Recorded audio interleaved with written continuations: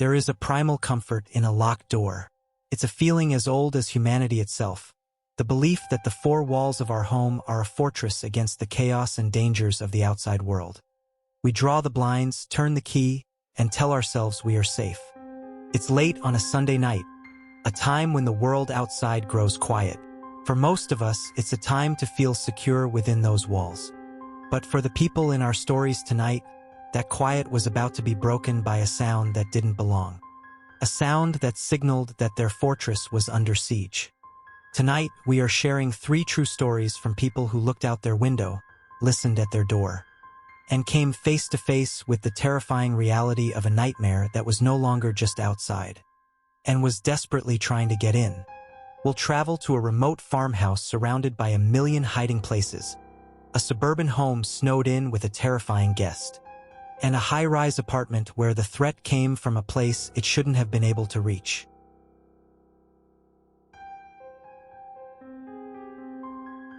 Our first story comes from a young woman named Jenna, who was spending a week house-sitting for her parents. Their home was a classic Texas farmhouse, a beautiful, isolated property surrounded on all sides by a vast, rustling cornfield. During the day, it was peaceful. At night, it was a different world. The nearest neighbor was over a mile away, and the house was a tiny island of light in a vast, dark sea of corn. And in a house surrounded by a million hiding places, she was about to discover that the scariest thing isn't a loud noise. It's a silent, watchful presence. It was her 3rd night at the house. She was curled up on the couch watching a movie with her parents' old golden retriever, Gus, sleeping at her feet. Around 11 p.m., Gus suddenly woke up. He stood, faced the large picture window that looked out onto the backyard, and let out a low, guttural growl. Annoyed, Jenna told him to be quiet, assuming he'd seen a raccoon. But he didn't stop. He just stood there, frozen, his growl growing deeper. Finally, Jenna got up, cautiously approaching the window. The backyard was illuminated by a single, powerful floodlight on a pole. Beyond its circle of light, the wall of 10-foot-tall cornstalks was a solid wall of darkness. She scanned the yard. Nothing. Then she saw him. At the absolute edge of the light, where the cornfield began, stood the silhouette of a tall, thin man. He was perfectly motionless, just standing there, facing the house. She told herself it was a scarecrow she hadn't noticed before, a trick of the light. But when she looked again an hour later, the terrifying truth became clear. It wasn't a trick, and it was getting closer. She spent the next hour trying to rationalize what she saw, her heart pounding. She checked every lock on every door and window. She tried to call her boyfriend, but the remote location meant she had no cell service. Finally, with trembling hands, she forced herself to look out the window again. He had moved. He was no longer at the edge of the cornfield. He was now standing in the middle of the large, empty yard by the old oak tree. He was significantly closer, but still just standing there, an unmoving statue in the darkness. Panic set in. This wasn't a hunter or a lost traveler. This was something else. She turned off every light in the house, plunging herself into darkness, hoping to make it look like no one was home. She crept from window to window, her eyes straining to see into the blackness. He wasn't trying to break in. He was playing a game. And the goal seemed to be to see how long her sanity would last before it snapped. She decided to hide in her parents' upstairs bedroom, a room that gave her a vantage point of the entire yard, but made her feel terribly trapped. For what felt like an eternity, she saw nothing. The silence was absolute, broken only by the whisper of the wind through the corn. She started to think, to hope, that maybe he had left.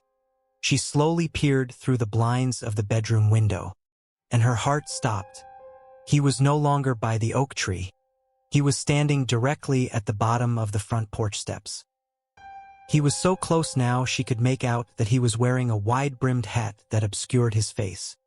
And he was looking directly up at her window. As she stared, frozen in pure terror, he slowly raised one hand and gave a single, calm, deliberate wave. That broke her paralysis.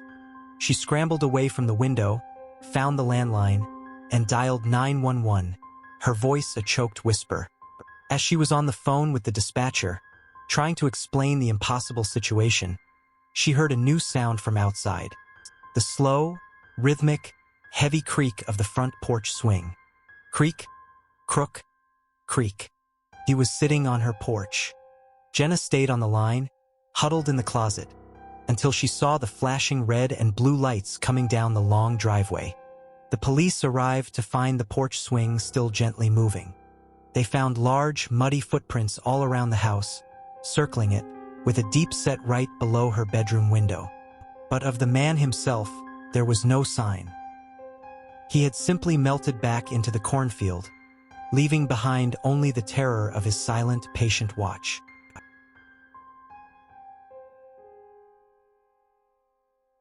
Our second story comes from a single father named Mark, who lived in a quiet suburb of Dallas with his 7-year-old son, Leo.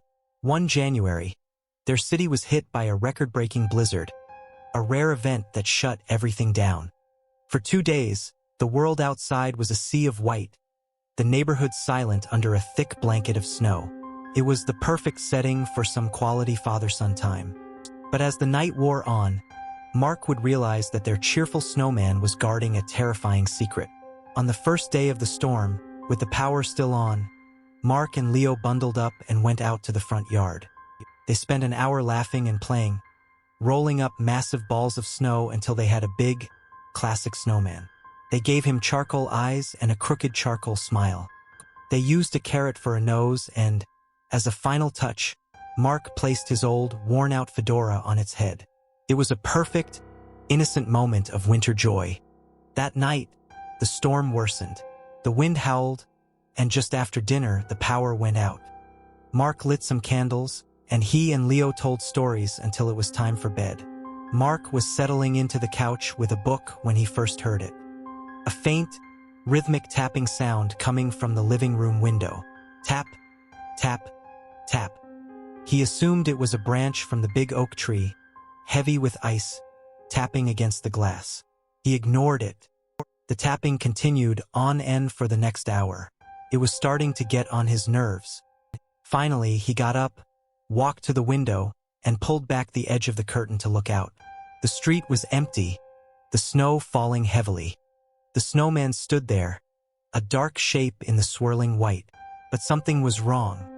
Its head was tilted at a sharp, unnatural angle, and its charcoal smile seemed wider now, crueler. He was almost certain they hadn't built it that way.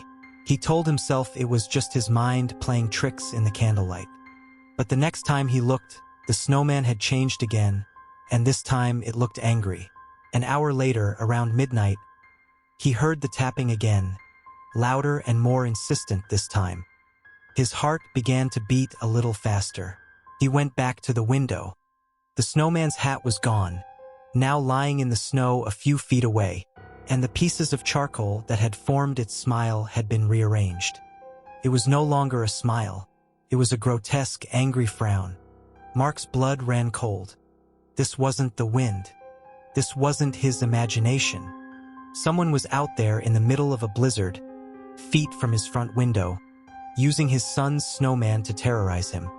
He grabbed the heavy iron poker from the fireplace, his hand shaking.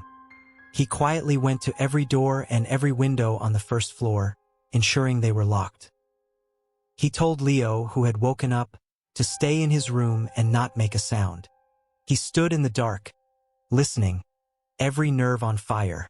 Then he heard a loud, solid thump against the back door. He spun around and raced to the kitchen, his poker raised. He peered through the peephole but saw nothing but a wall of white snow. He waited, his back pressed against the door, for what felt like an eternity. When the silence stretched on, he crept back to the front living room, his mind racing. Who was out there? Why were they doing this? He forced himself to look out the window one last time. The sight made him gasp. The snowman was gone. It had been completely dismantled, its parts scattered across the yard. And in the smooth, undisturbed snow where it once stood, someone had dragged their finger to write 2 words, "Soon, Elio." The game was over. The person outside wasn't just trying to scare him anymore. They were making a promise. Mark spent the rest of that long, dark night barricaded in his son's bedroom, the fireplace poker in his hand, listening to the howl of the storm and waiting for the dawn, knowing that a human monster had been just feet away, patiently watching them in the cold.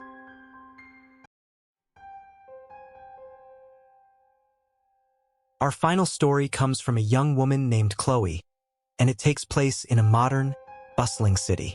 Chloe lived alone in a high-rise apartment building on the 5th floor.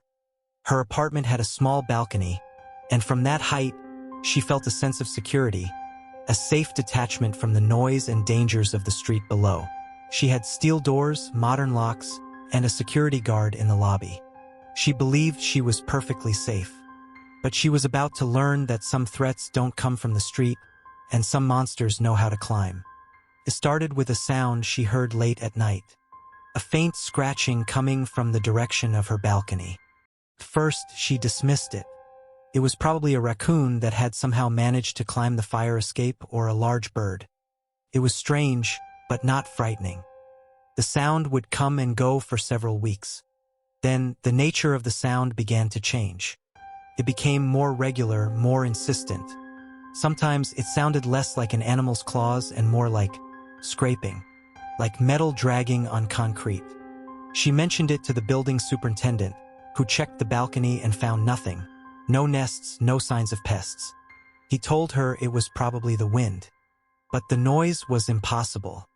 There was no logical way for anyone or anything to be on her balcony.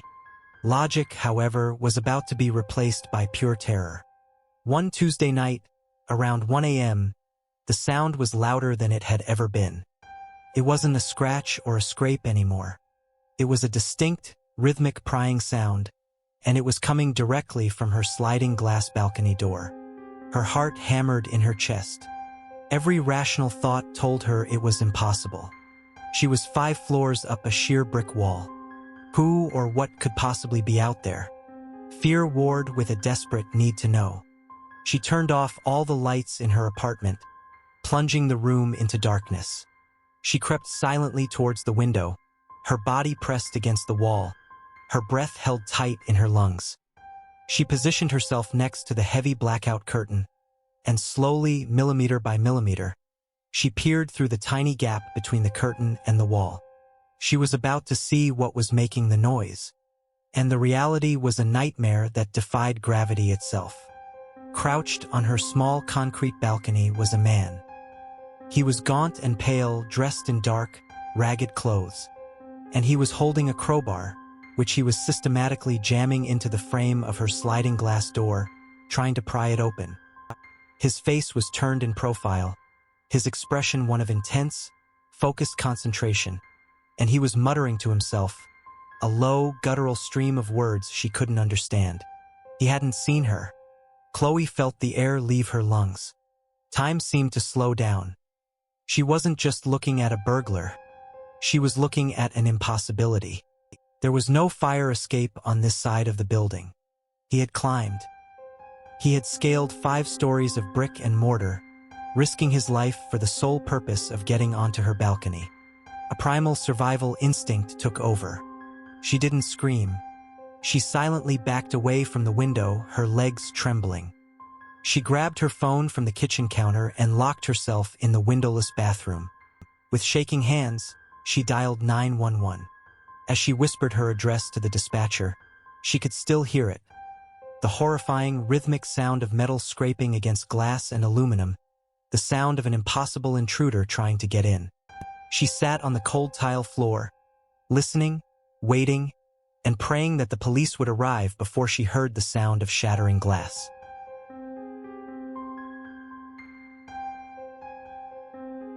The isolated farmhouse, the snowbound suburban home, the high-rise apartment, 3 different places, 3 different lives, all shattered by the same universal fear. The chilling realization that the locks on our doors and the glass in our windows are merely a fragile suggestion of safety. These stories remind us that it doesn't matter if you're surrounded by miles of corn, a blanket of snow, or the empty air 5 stories up. The true horror is the violation of your sanctuary. the knowledge that someone is outside, watching, waiting, and wanting to get in. So tonight, when you hear the wind rustle the leaves outside your window, or a branch tap against the glass, listen closely, and hope that's all it is. If you enjoyed these true, terrifying stories, please like this video and share it with your friends. Let us know in the comments which story you found the most unsettling. Until next time, check your locks.